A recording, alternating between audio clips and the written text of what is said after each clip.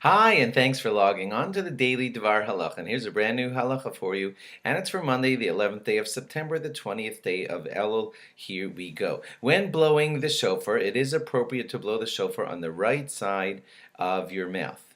Now, if sometimes the person blowing the shofar might have trouble blowing out of the right side of his mouth for whatever reason, then he is allowed to blow the shofar out of the left side of his mouth, but the right side is preferable. Nothing to do with being a righty or lefty. You are just supposed to blow the shofar out of the right side of your mouth. Also, the wide end of the shofar, the one where the sound comes out of, that's supposed to be facing upwards, not sideways. So make sure also that the wide end of the shofar is facing upwards when blowing the shofar.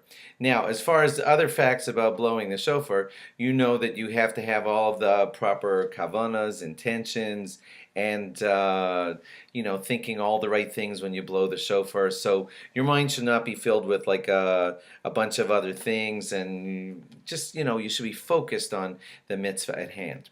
Now, next fact is this. You know that a lot of mitzvos, we say zrizim makdimin lemitzvos, that you're supposed to be early and quick to do a mitzvah. So the earliest and quickest time to do the mitzvah of blowing the shofar would be at sunrise. And like a bris is often held early in the morning because we want to show our eagerness to do a mitzvah. And yet here we have the blowing of the shofar, and we delay it all the way until Musaf time, which could be like noon or something. So why does it turn out that way? It turns out it's a very interesting thing.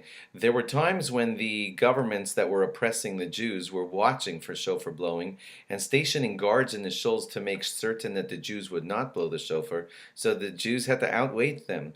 They waited them out, and they said once the guards would leave, that's when they would blow the shofar, and that ended up usually happening at Musaf time, and that custom ended up staying. So till today we are blowing the shofar at Musaf time because of that custom. If you ever wonder why Shema Yisrael is inserted in the middle of Kedusha of Musaf, it's a similar type of problem. There were times when guards were stationed to make sure the Jews weren't saying Shema, and they had to insert it later in their davening. And we like to show, like, sort of not to push under the rug the memory of such things.